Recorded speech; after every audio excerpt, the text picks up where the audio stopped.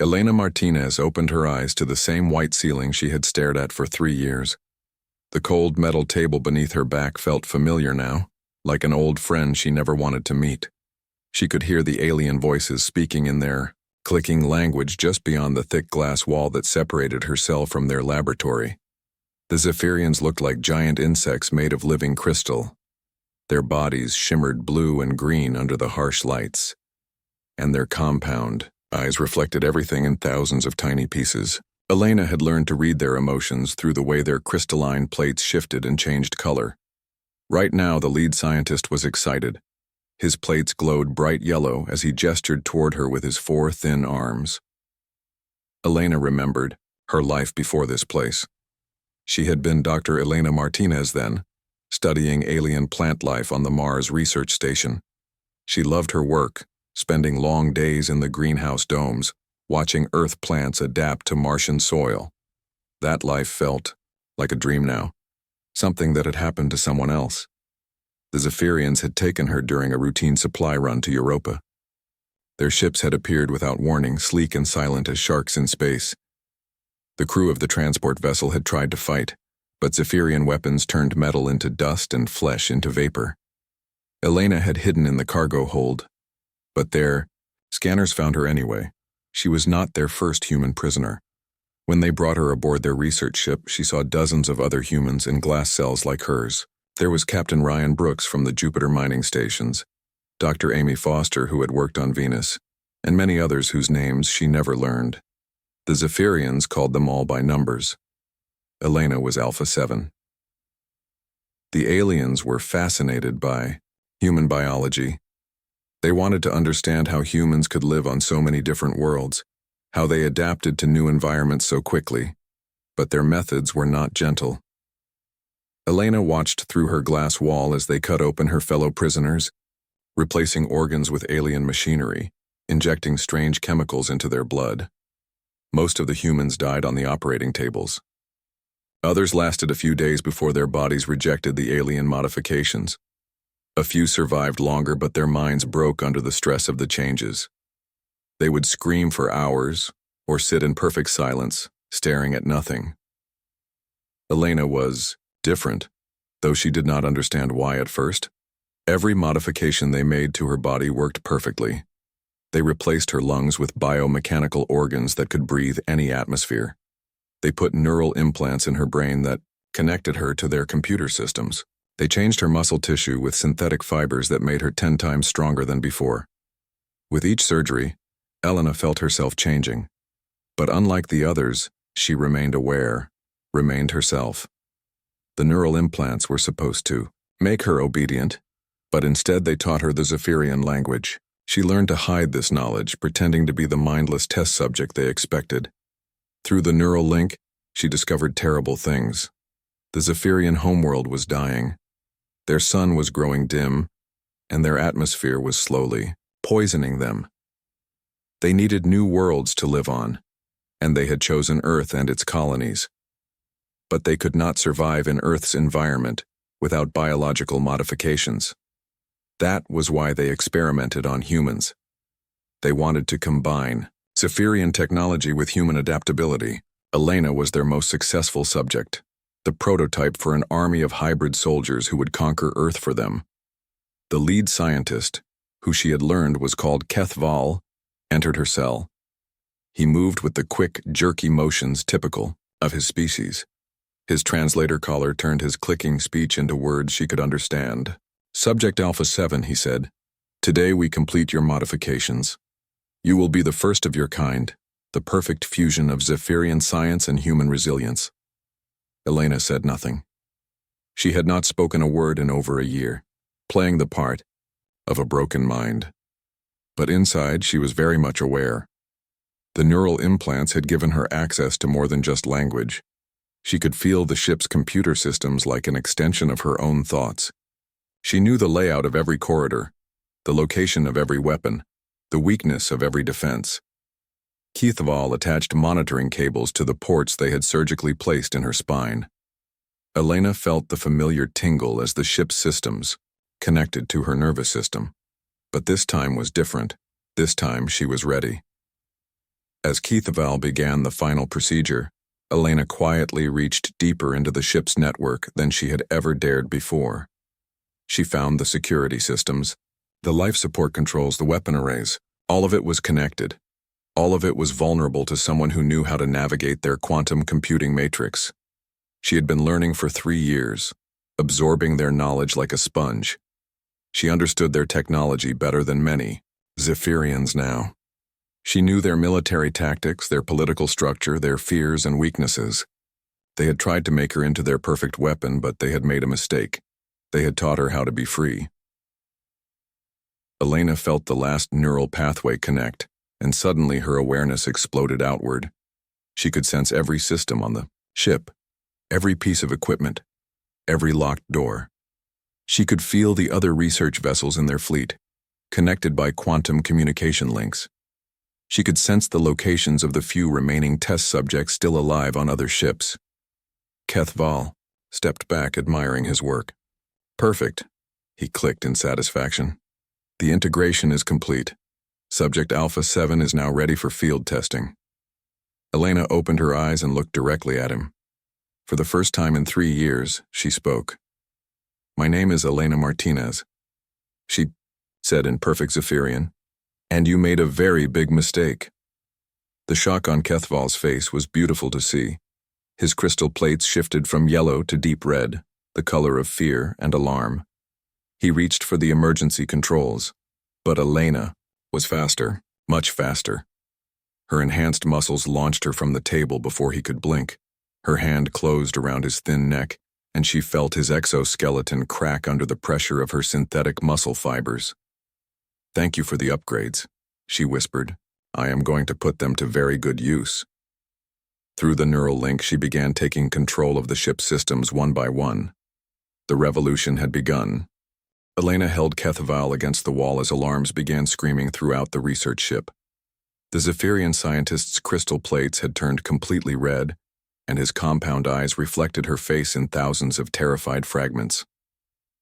Through the neural link, she could feel his panic spreading through the ship's communication network. "Security to Laboratory 7, Keithaval managed to gasp. "Subject containment failure, code red emergency." Elena smiled. It was the first time she had smiled in 3 years, and it felt strange on her face. "They are not coming," she said. "I have locked all the doors between here and the security station. Your guards are trapped." She was not lying. Through her connection to the ship's systems, Elena had taken control of every electronic lock, every security camera, every environmental control. The neural implants that were supposed to make her obedient had instead given her complete access to their quantum computer network. Elena released Keithaval and stepped back. He collapsed to the floor, his breathing rapid and shallow. She walked to the laboratory's main control panel and placed her hand on the interface. Immediately, data flowed through her mind like water through a broken dam. She saw everything. The locations of all 37 research ships in the Zephyrian fleet, the number of test subjects still alive on each vessel, the timeline for their planned invasion of Earth, the bioweapons they had developed using tissue samples from dead humans. But most importantly, she saw the quantum communication array that connected all the ships. She could reach the other survivors. Elena activated the communication system and sent out a coded message using frequencies the Zephyrians rarely monitored. She had no way of knowing if any humans were still alive on the other ships, or if they had neural implants like hers, but she had to try. The response came faster than she expected. Weak signals from 3 other vessels. 3 other voices calling back through the electronic darkness. "This is Jake Sullivan on the Apex Hunter," came the first voice. "Former Earth Defense Force. If you are really human, please confirm." Elena's heart jumped. She had found them. "This is Elena Martinez, formerly of Mars Research Station. I am human, and I am taking control of this ship. Are you enhanced like me?" "Enhanced is one word for it," came another voice. "Lisa Chen here, on the Void Seeker. They have turned me into some kind of living computer interface. I can access their systems too." A third voice joined them, weaker than the others. "Kevin Price on the Dark Nova. They have done things to me that I cannot even describe. But I'm still me, still human. How many of us are left? Elena checked the data flowing through her neural link. I count 47 humans still alive across the fleet. Most are in the final stages of modification. We need to act fast. Through the security cameras, Elena watched Zephyrian guards trying to break through the doors she had locked. They were using plasma cutters, and the metal was beginning to glow. She had maybe 10 minutes before they reached her. Listen carefully, she said to the other survivors. I am going to upload tactical data to your neural links, ship layouts, security codes, weapon locations. We strike simultaneously in exactly 8 minutes. Elena began the data transfer, sending everything she had learned through the quantum and network. As the information flowed to the other ships, she prepared for her own escape from the laboratory. Kethval was still on the floor, watching her with terrified eyes. You do not understand, he clicked. Your species is doomed anyway. Our invasion fleet is already moving toward Earth. Even if you kill everyone on these research ships, you cannot stop what is coming. Watch me, Elena replied. She accessed the ship's internal defenses and began activating systems the Zephyrians used to contain dangerous experiments. Force fields snapped into place around the laboratory, trapping Kethval and the other scientists inside. Sleeping gas began flowing through the ventilation system in their section of the ship. Elena moved to the equipment lockers and found a Zephyrian energy weapon. The grip was wrong for human hands, but her enhanced strength made it easy to hold. She also took a portable computer interface that would let her access ship systems even away from the main terminals. The plasma cutters were almost through the outer door. Elena could see the metal beginning to melt around the edges. She had to move now. Using her connection to the ship's systems, Elena opened a maintenance shaft that led to the central computer core. The space was too small for Zephyrians, but perfect for someone of her size. She crawled through the narrow tunnel as quickly as her enhanced muscles would carry her. Behind her, she heard the guards finally break through the laboratory doors. Their angry clicking filled the communication channels as they discovered the empty room and their trapped colleagues. Elena reached the computer core just as similar operations began on the other 3 ships. Through the quantum link, she could hear Jake Sullivan fighting his way through the Apex Hunter, using military training enhanced by alien modifications. Lisa Chen was systematically shutting down life support in sections of the Void Seeker, forcing the crew to retreat to emergency stations. Kevin, report, Elena called as she began connecting to the main computer. I have control of the Dark Nova's weapons, came the weak reply, but they are sending security drones after me. I do not know how long I can hold them off. Hold for 2 more minutes, Elena said. I am about to give you backup. Elena plugged the portable interface into the computer core and felt her consciousness expand again. Now she could see not just her own ship, but the entire research fleet. 37 vessels spread across a light year of space, all connected by quantum communication. She began her real work. One by one, she locked down the other research ships, environmental controls, artificial gravity, life support, security systems. Everything went offline except for emergency power and communication. On each ship, the surviving test subjects began their own breakouts. Some were human, but Elena was surprised to discover survivors from other species as well. The Zephyrians had been experimenting on dozens of different races. This is Commander Vex of the Altair Republic, came a new voice on the communication channel. My people thank you for this opportunity for revenge. Engineer Zorth from the Kepler Collective added another. The Zephyrians destroyed our homeworld. We have waited for this chance. Elena realized that what had started as a human prison break was becoming something much larger. The Zephyrians had created enemies throughout the galaxy, and now those enemies had the tools to fight back. Over the next hour, one by one, the research ships fell under the control of their former test subjects. The Zephyrians had spent decades perfecting their enhancement procedures, never realizing they were creating an army that would ultimately turn against them. Elena stood in the computer core of her captured ship, feeling the weight of command settling on her shoulders. Through the quantum network, she could sense hundreds of enhanced survivors looking to her for leadership. She had wanted nothing more than freedom, but now she had responsibility for something much bigger. All vessels. This is Elena Martinez, she broadcast. We are no longer test subjects. We are no longer prisoners, but this is just the beginning. The Zephyrians are planning to invade Earth and other worlds. We cannot let that happen. The responses came back immediately. Voices of humans, Altarians, Keplerian, and a dozen other species, all united by their shared suffering and their desire for justice. What are your orders? Asked Jake Sullivan. Elena looked at the tactical display showing the positions of all the captured ships. They were scattered across space, but each one was now a weapon in the hands of people who had every reason to use it. We are going to war, she said. Elena stood before the holographic display in the captured ship's command center, studying the positions of the Zephyrian research fleet. 2 weeks had passed since the breakout, and what had started as a desperate escape had grown into something far more organized. She now commanded 37 ships crewed by nearly 200 enhanced survivors from dozens of different species. The transformation had been remarkable to watch. Jake Sullivan had proven to be an excellent military strategist, using his Earth Defense Force training to coordinate attacks on Zephyrian supply convoys. Lisa Chen had become their chief technology officer, finding ways to improve and modify the alien systems for their own purposes. Even Kevin Price, who had seemed so broken during those first communications, had recovered his strength and was now leading boarding parties against Zephyrian installations. But Elena knew they were still vastly outnumbered. The Zephyrian Empire controlled hundreds of star systems and commanded thousands of military vessels.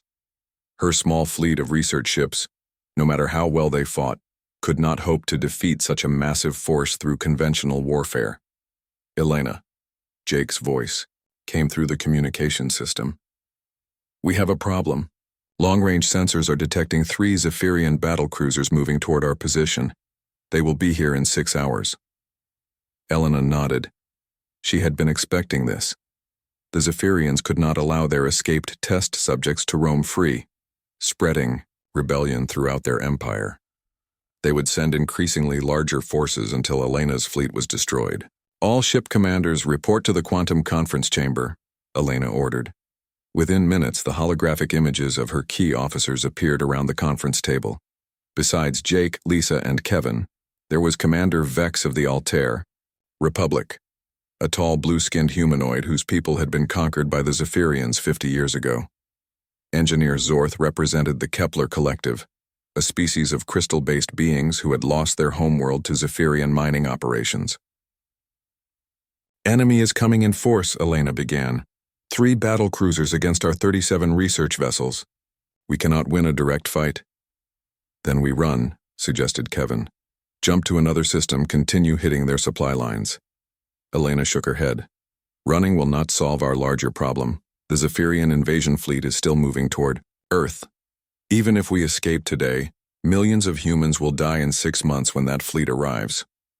She activated a new display showing intelligence data they had gathered from captured Zephyrian computers. The invasion plan was massive in scope, involving over 1,000 warships and bioweapons designed to kill specific human genetic markers. We need to do more than just survive, Elena continued.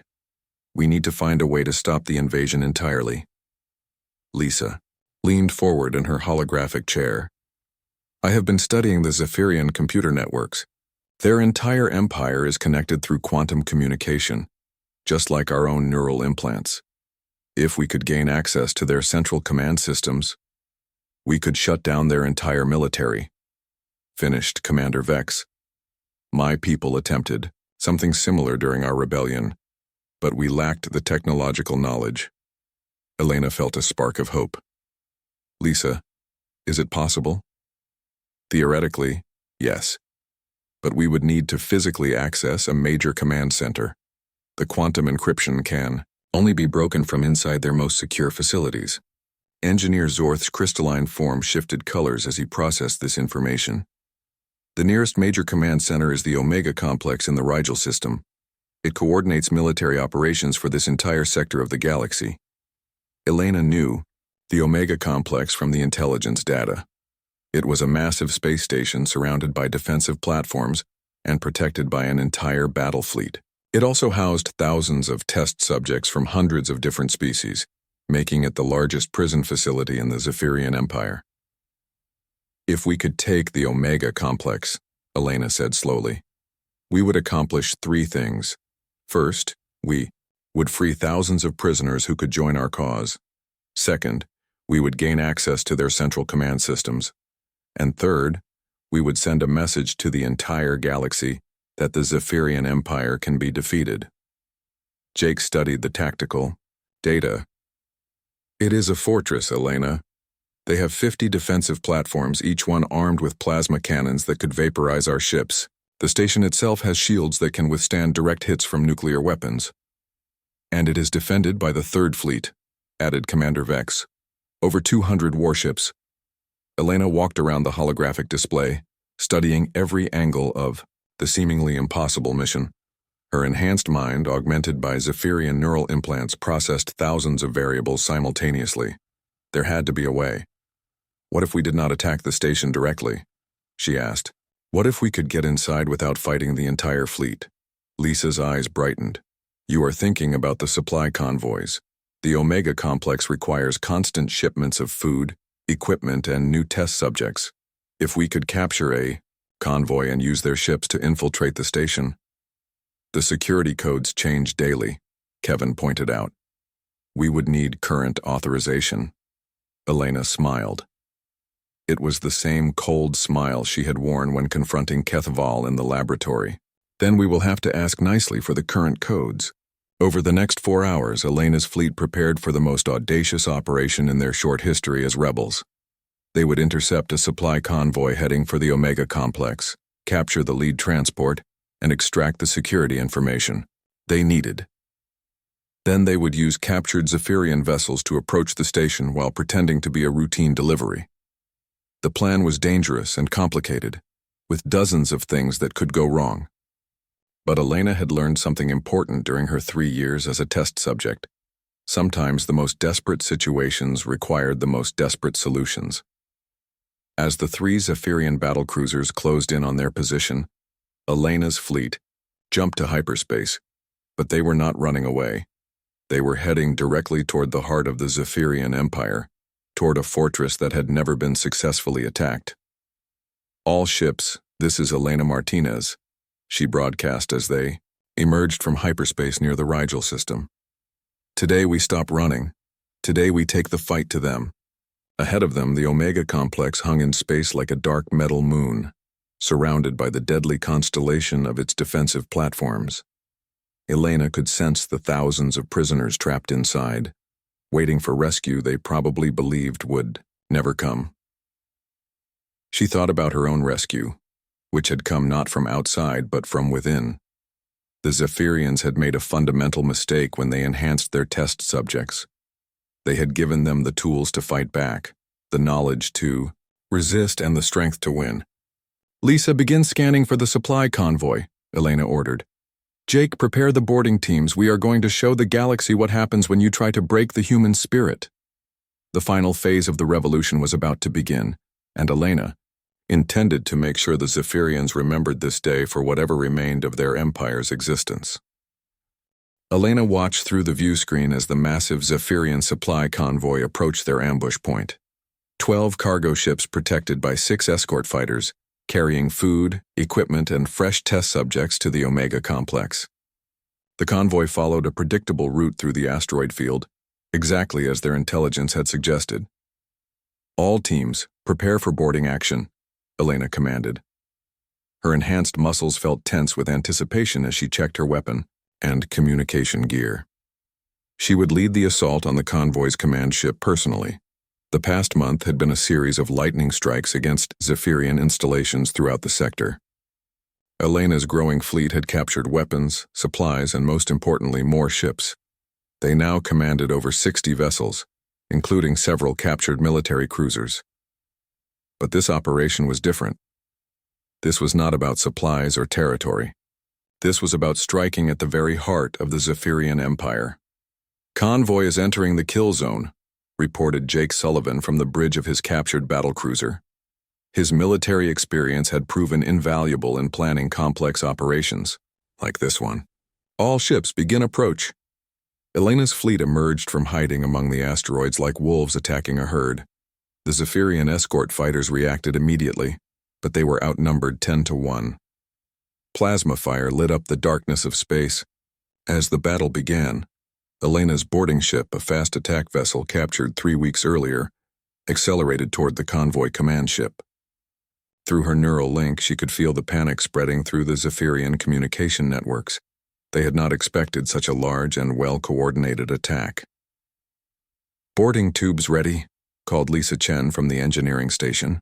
Her modifications had made her incredibly fast at operating alien technology, and she had become Elena's most trusted technical specialist. "Enemy shields are down. We are go for breach." The impact threw Elena against her restraints as their ship locked onto the Zephyrian vessel. Around her, 20 enhanced humans prepared for combat. Each member of the boarding team had been modified by Zephyrian experiments, giving them strength, speed, and reflexes far beyond normal human capabilities. "Remember," Elena said as they moved toward the airlock, "we need the command crew alive. We cannot get the security codes if they are dead." The airlock opened with a hiss of equalizing atmosphere. Elena led the charge into the enemy ship, her enhanced senses immediately cataloging the layout, the defensive positions, and the number of Zephyrian crew members. The fight was brief and brutal. Zephyrian warriors were tough, but they were not prepared for opponents who moved within human speed and fought with desperate fury. Within 10 minutes, Elena's team had secured the bridge and captured the ship's senior officers. Elena grabbed the convoy commander, a large Zephyrian whose crystal plates were flashing bright red with fear and anger. She connected her neural implant directly to his communication device, bypassing normal translation protocols. "I need the current security codes for the Omega complex," she said in perfect Zephyrian. "Give them to me, and your crew lives." The commander's compound eyes reflected Elena's face in thousands of fragments. "You cannot succeed," he clicked. "The Omega complex has defenses that your primitive minds cannot comprehend." Elena tightened her grip on his throat. Her enhanced strength made his crystal exoskeleton creak under the pressure. "I learned to comprehend many things during my years as your test subject. The codes. Now." The commander gave her the information she needed. As soon as Elena confirmed the codes were authentic, she had the captured Zephyrians locked in cargo holds throughout the convoy. She would not kill prisoners unnecessarily, but she could not afford to have them interfere with the next phase of the operation. "All teams report," Elena called over the communication network. "Convoy secured," came Jake's voice. "Minimal casualties on our side. The Zephyrians never expected us to hit them with this much firepower." "Kevin here. We found something interesting in cargo hold 7 of the main transport. They have over 200 test subjects aboard, including about 30 humans." Elena felt her anger flare. Even now, the Zephyrians continued to capture innocent beings for their experiments. "Free them. Get medical teams aboard to check their condition." "Already working on it," Kevin replied. "Most are in bad shape, but they are alive." Elena returned to her command ship and studied the tactical display showing the Omega complex. The massive space station hung in the center of the Rigel system, protected by a defensive grid that would have intimidated any normal military force. But Elena's fleet was not normal. "Lisa, begin transmitting the convoy's security codes," Elena ordered. "All ships, assume convoy formation. We are going to walk right through their front door." The next 6 hours were the longest of Elena's life. Her fleet, disguised as the captured convoy, approached the Omega complex using standard shipping lanes and proper identification codes. Every few minutes, Elena expected alarms to start screaming and defense platforms to open fire. But the deception worked. To the Zephyrian defenders, they looked like nothing more than another routine supply delivery. The space station's massive docking bays opened to receive them, and Elena's ships were guided to berths deep inside the complex. "All teams, this is it," Elena broadcast on a secure channel as her ships docked. "We have maybe 30 minutes before someone realizes we are not who we claim to be. Secure the command center, free the prisoners, and download everything from their central computers." Elena led her boarding team through corridors that reminded her unpleasantly of the research ship where she had been imprisoned. The same sterile white walls, the same harsh lighting, the same smell of antiseptic and fear. But this time, she was not a prisoner. This time, she carried weapons and commanded an army. The Omega Complex was huge, housing over 10,000 Zephyrian personnel and nearly 50,000 test subjects from across the galaxy. Elena's teams moved through the station like a plague, systematically taking control of key systems and facilities. The first real resistance came when they reached the security center. Zephyrian guards, finally realizing something was wrong, had barricaded themselves behind energy shields and were calling for reinforcements. "Jake, I need you to cut power to Deck 12. Elena called over her communicator as plasma fire scorched the air around her head. "Already on it. Power going down in 3, 2, 1. The energy shields failed, and Elena's team stormed the BAO security center. Within minutes, they had control of the station's internal defenses and communication systems. Throughout the complex, blast doors slammed shut, trapping Zephyrian defenders in isolated sections. "Lisa, how long until you crack their central computer?" Elena asked. "Give me 10 more minutes. Their quantum encryption is more sophisticated than I expected, but I am making progress." Elena moved toward the prisoner levels, following corridors. She now controlled through the station's own security system. The cells stretched for kilometers in every direction, each one holding beings who had been torn from their homes and subjected to horrific experiments. As the cell doors began opening, throughout the complex, Elena felt a moment of profound satisfaction. She thought of all the humans who had died on the research ships, all the other species who had suffered under Zephyrian brutality. Today, that suffering would have meaning. "Elena," came Lisa's excited voice over the communicator. "I am in there. Central Command Network. I have access to everything. Fleet positions, military codes, the invasion timeline.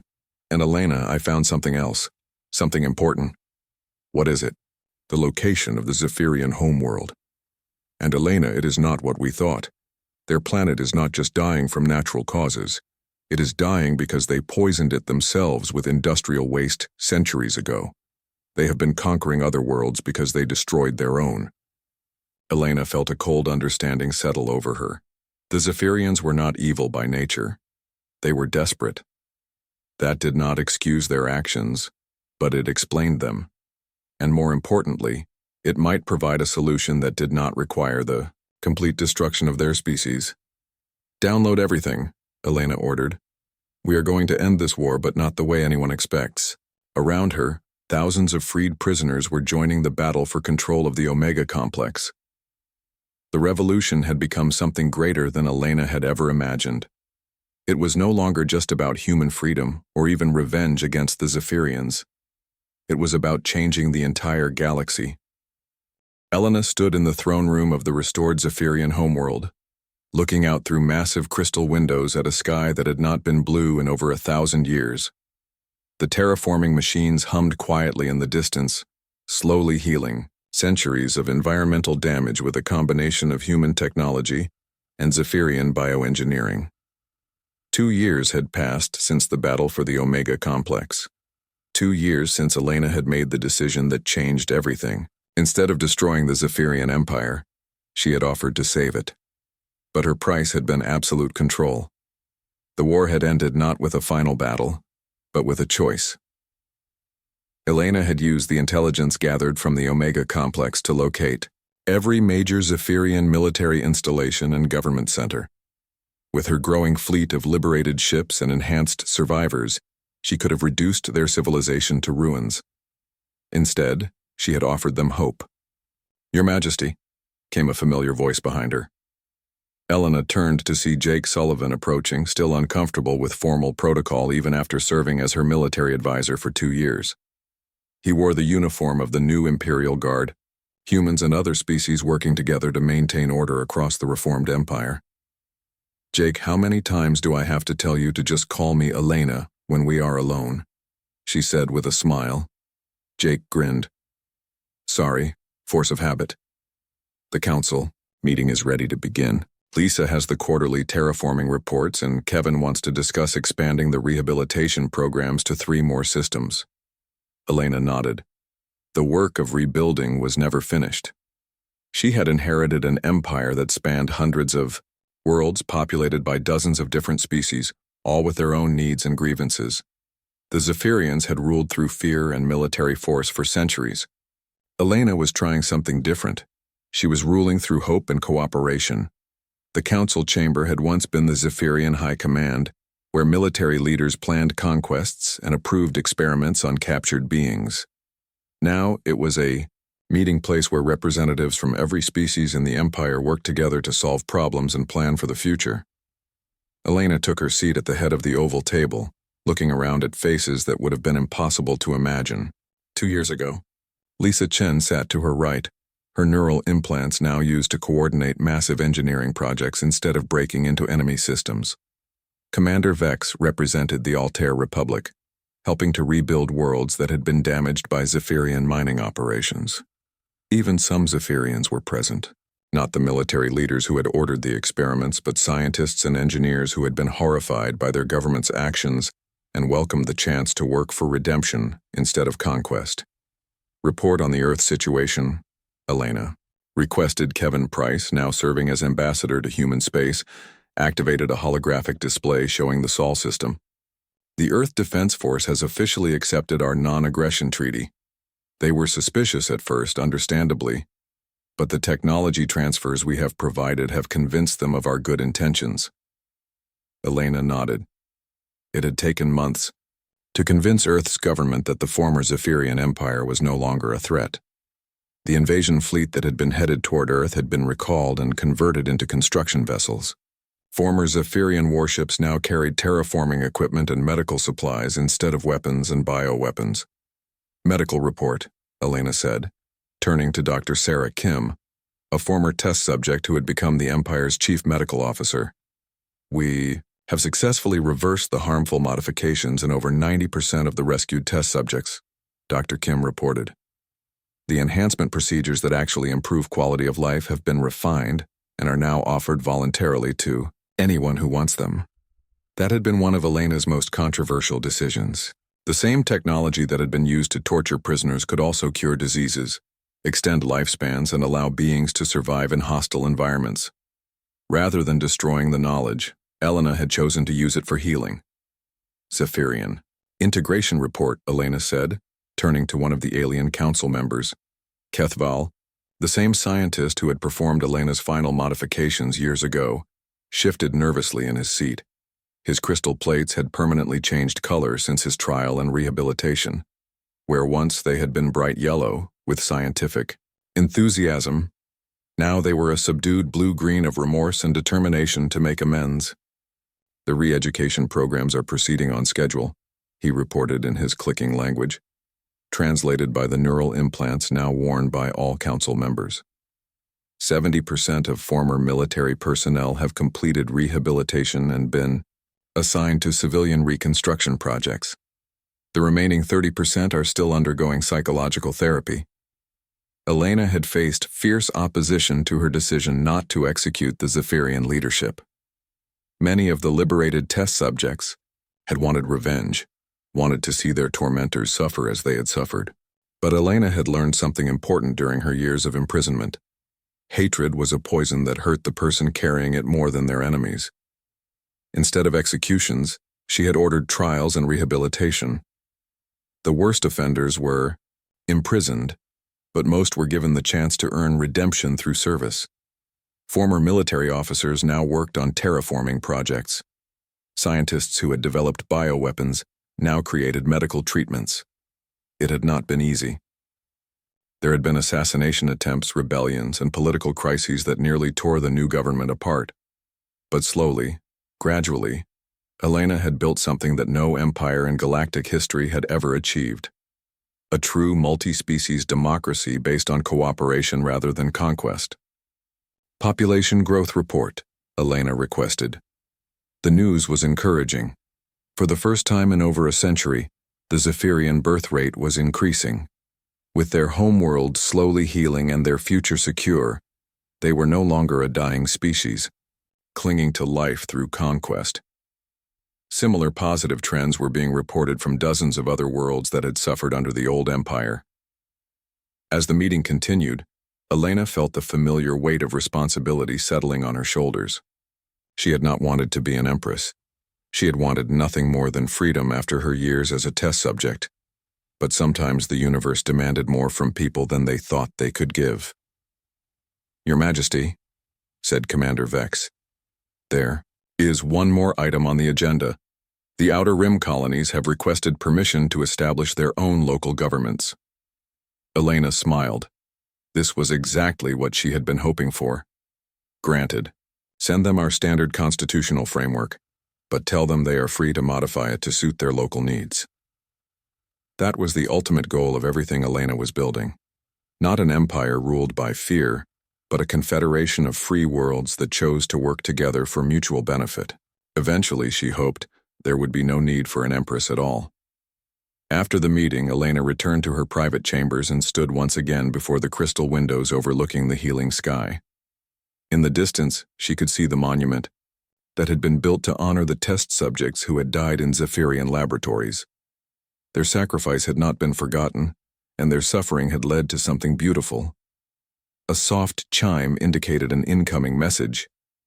Elena activated her personal communicator and saw the face of Dr. Maria Santos, a researcher from Earth who had become fascinated by the biological enhancements that Elena and other survivors carried. "Elena, I have wonderful news," Dr. Santos said. "We have completed the final trials on the longevity treatments. The same technology that the Zephyrians use to extend their own lifespans can be safely adapted for any humanoid species." Elena felt a deep satisfaction. The knowledge gained from suffering was being transformed into tools for healing and hope. That, more than any military victory or political achievement, felt like the truest form of justice. "Thank you, Maria. Begin distribution to anyone who wants the treatment." Elena closed the communication channel and looked out at the sky once more. Somewhere among the stars, humans were building new colonies and making new discoveries. Other species that had once been enemies were working together to solve ancient problems. The galaxy was healing. She thought about the scared woman who had been locked in a laboratory cell 3 years ago, afraid and alone, and certain that she would die as just another failed experiment. That woman could never have imagined that her suffering would lead to such transformation. Elena Martinez had been their last test subject. Now she was the ruler of an empire that stretched across the stars, dedicated not to conquest but to cooperation. She had transformed the tools of oppression into instruments of liberation, and the knowledge of war into the wisdom of peace. The galaxy had learned that the greatest strength was not in weapons or technology, but in the ability to turn pain into purpose, suffering into strength, and hatred into hope. And that, Elena reflected as the first stars appeared in the healing sky, was the most human thing of all.